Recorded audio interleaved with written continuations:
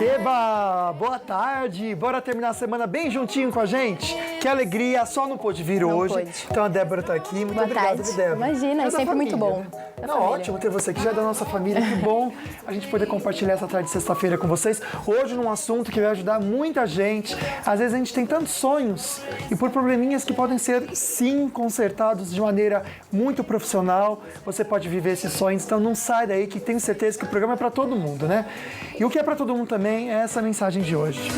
Porque dentre todas as vozes que você deve ouvir no seu dia a dia, a voz do Criador é a que te direciona a viver o melhor, sim. Aliás, é Ele, Deus, quem sopra as palavras para a voz do seu coração e da sua consciência também, se você permitir, é claro. Então converse com Deus. Escute os conselhos que Ele tem para você, porque dessa maneira não tem como, gente, vocês não serem felizes. Não tem como a gente não ter a felicidade como companheira no nosso dia a dia. Então deixa as pessoas falarem, deixa o pessimismo também que às vezes a gente tem na nossa mente para lá e escute a voz do coração que vem de Deus para você ter o seu dia a dia aí com muita alegria, né? Esse é o nosso toque com muito carinho aqui de sexta-feira, dia de papo de sexta. Bora trabalhar bastante e aprender.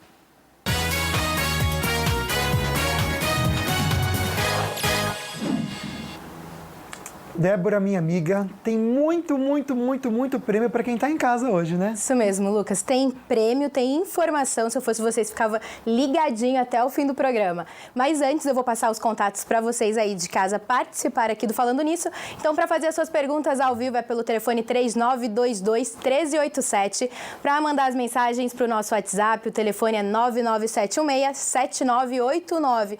Ou você também pode mandar as mensagens para o inbox do Falando Nisso, né, gente? É só acessar facebook.com/Falando Nisso Band e nós também estamos no Instagram. Segue a gente lá. É instagram.com/Falando Nisso Band ou é só procurar por @Falando Nisso Band.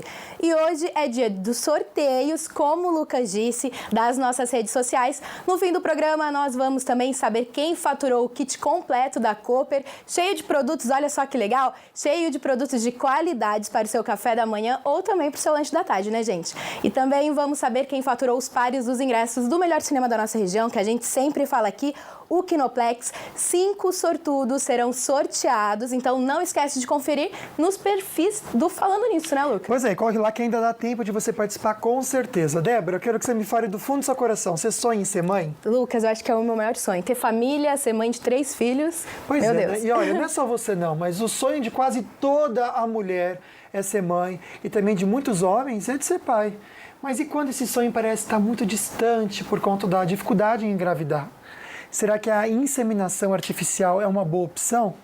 Será que tem tratamento novo vindo por aí também? Quem vai tirar as nossas dúvidas é o querido Dr. Antônio Carlos Franco, ele que é especialista em reprodução humana. Por favor, meu querido doutor, chega aqui. Ele que participou muito tempo já do programa, né? É um prazer. Nicolini, prazer ter você aqui, viu, querido? Prazer. Fique à vontade, pedir para o doutor sentar aqui. Obrigado. Doutor, a gente estava conversando sobre já a infertilidade. Sim. E foi interessante uma visão que o doutor deu para mim que eu nunca tinha pensado. E faz todo sentido. É um pouco forte, mas a infertilidade, querendo ou não, acaba sendo uma doença, né, doutor? Realmente, primeiro, boa tarde aos espectadores do Falando Nisso.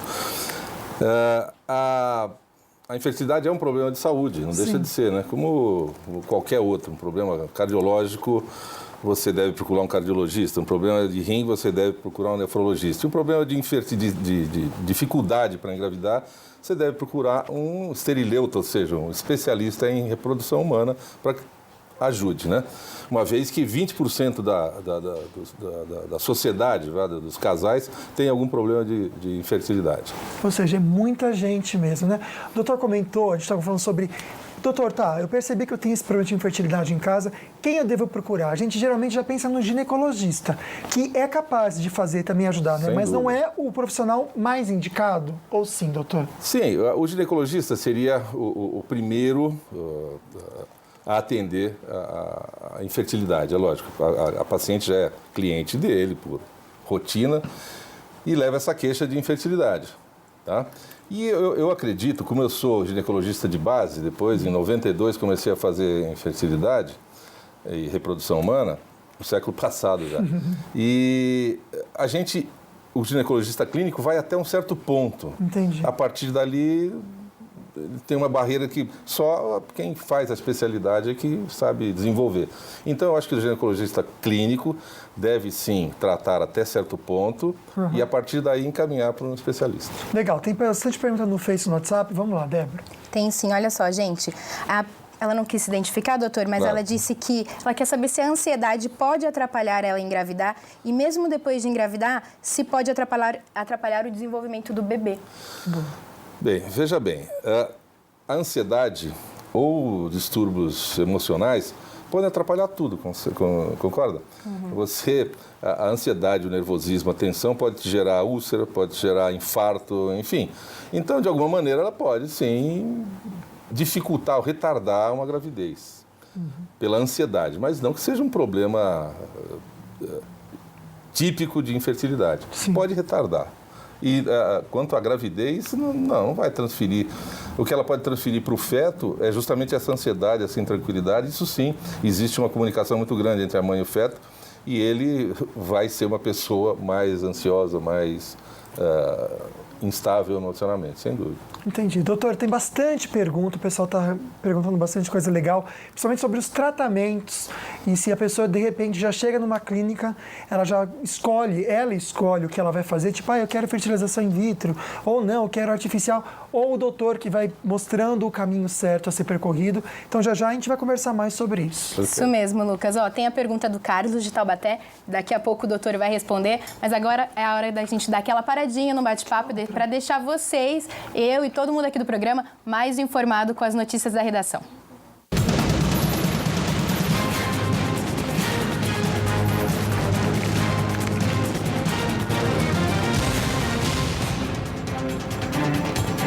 Eu fiquei impressionado com o empenho. Se a pessoa usasse esse empenho que ela tem para fazer algo bom, não precisaria estar na cadeia, né? Porque, olha, a polícia do Paraná está à procura de 8 presos que fugiram de uma cadeia no norte do estado. A saída dos detentos foi por um túnel e foi gravado por uma câmera de segurança. Confere aí. Os presos tiveram a ajuda deste homem. Do lado de fora do presídio, ele usa uma marreta para quebrar a calçada. Ele bate algumas vezes e consegue abrir um pequeno buraco, o suficiente para os criminosos passarem. O primeiro detento sobe devagar, com medo de que possa ser capturado. Na sequência, outros 7 homens saem. A fuga aconteceu na cadeia pública de Obaiti, no norte do Paraná. Há um mês, os detentos tentaram fugir por esse mesmo túnel, mas foram surpreendidos pelos agentes. Duas coisinhas, é aquilo que eu comentei. Imagina se usassem toda a força que eles usaram para cavar esse túnel, trabalhando, nenhum precisava estar ali, né, na cadeia, né? E a segunda coisa também, né, que falha grande, né? Se já tinha um túnel e já sabiam que tinha acontecido isso antes, como que continua ali, né? A preguiça, né? Não tiveram preguiça de cavar, mas tem a preguiça também de tapar o buraco de quem é autoridade e deveria ter feito isso, né, Débora? Lucas, eu ia comentar isso agora. Se já teve essa tentativa antes, por que não ficaram ali, né, tomando conta, fechando? Mas não, fala sério, né, Brasil? Mas agora é a hora da gente dar aquela pausa para saber como estão as estradas que cortam a nossa região. Já estamos conversando agora com o Jefferson Santos. Jefferson, fala pra gente como que tá a rodovia Dutra agora. Oi, Débora, boa tarde para todo mundo que assistiu ao programa. Rodovia Presidente Dutra, bastante complicação, mas hoje não é para quem segue em direção a São Paulo, viu? Essa complicação é em direção ao Rio de Janeiro. Isso porque o trânsito ali está bem congestionado entre Caçapava e Roseiro. Uma carreta, ela segue em direção à capital fluminense, ela transporta um transformador de 100 metros de comprimento e 7 de largura. O peso da carga chega a 600 toneladas e o veículo ele anda a 10 km por hora e por isso causa 11 km de lentidão neste momento na rodovia Presidente Dutra. Débora. E para quem vai pegar Tamoios, tem alguma lentidão por lá? Na rodovia dos Tamoios, o trânsito segue livre em toda a extensão da rodovia. O motorista não encontra grandes dificuldades nesse momento nos dois sentidos da Tamoios. Agora, o que eu sei é que parece que tem obras da ponte lá de São Sebastião, né? Iam ser realizadas hoje, né? Ou finalizadas hoje, não é isso mesmo? Então, Débora, a Dersa ela garantiu que a entrega da recuperação da ponte do terminal de Balsa será feita hoje. Porém, não há um horário ainda definido para que isso aconteça. E enquanto o problema ele não é oficialmente resolvido, né, pode faltar óleo diesel em Ilhabela. Segundo donos aí de postos consultados pelo jornalismo aqui da Band Vale, alguns locais já estão sem combustível desde ontem. E desde o início da semana, a Dersa ela realiza uma manutenção na ponte de embarque e veículos acima de 10 toneladas estão impedidos de subir nas embarcações, Débora. É bom então, né, Lucas, para quem for para o litoral norte, ficar atento agora quanto a isso. Pois é, mas eu estou inconformado com esse caminhão enorme, com não sei quantas toneladas, atrapalhando o trânsito essa hora da tarde na Dutra, né? Como o doutor citou aqui, a gente também sempre pensa, né? Por que não fazer isso de madrugada? Agora atrapalha a vida de muitas pessoas, não faz sentido, né? Bom, que a gente sabe que está piorando para todo mundo, não é novidade aqui no Brasil, não, né? Empresas que antes eram referência no nosso país de solidez econômica, no governo Dilma Rousseff viraram o quê, gente? Referência de decadência. Eu digo isso porque a Petrobras teve um prejuízo de mais de 3 bilhões e meio de reais no terceiro trimestre. O prejuízo de 3 bilhões e 700 milhões de reais foi o terceiro resultado negativo nos últimos 5 trimestres. No mesmo período do ano passado, o prejuízo foi maior, quase 5 bilhões e meio de reais. Os principais motivos para o desempenho deste ano são a desvalorização do real, que levou a dívida da companhia, além da queda no preço do petróleo nos últimos meses. De janeiro a setembro, o balanço da Petrobras ainda está no azul, com lucro de 2 bilhões e 100 milhões de reais, queda de quase 60% em relação ao mesmo período do ano passado. A empresa não comentou o relatório da Polícia Federal, que aponta um rombo de quase 43 bilhões de reais com a corrupção. 43 bilhões de reais com a corrupção. Você vê que a solução de todos os problemas está simplesmente numa boa ética, numa vida correta diante das pessoas, diante de Deus, diante da própria consciência, que na verdade eu acho que eles já perderam faz tempo, viu, Débora? E essa corrupção gera o quê? Prejuízo para todos nós, né? Mudando de assunto, é hora da gente saber como que fica, né, o tempo para esse fim de semana. Vamos começar agora então com Campos do Jordão, vamos subir a serra. Vamos saber como que fica o tempo por lá. A máxima por lá é de 24 graus e a mínima de 14 graus. São José dos Campos, a máxima por hoje é 32 graus, pode chover no fim da tarde. E lá em São Luís do Paraitinga, a máxima é de 31 graus. Descendo a serra, litoral norte, vai para o litoral, gente, atenção, ó, Caraguá e Ilhabela, a máxima é de 27 graus.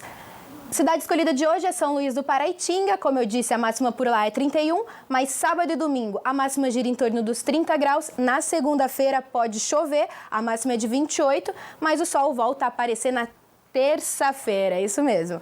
E olha agora, gente, e o paciente que estava no Rio de Janeiro com suspeita de ebola, na verdade não está com ebola, está com malária. Você confere essa informação no próximo bloco, não sai daí não. Kiss me.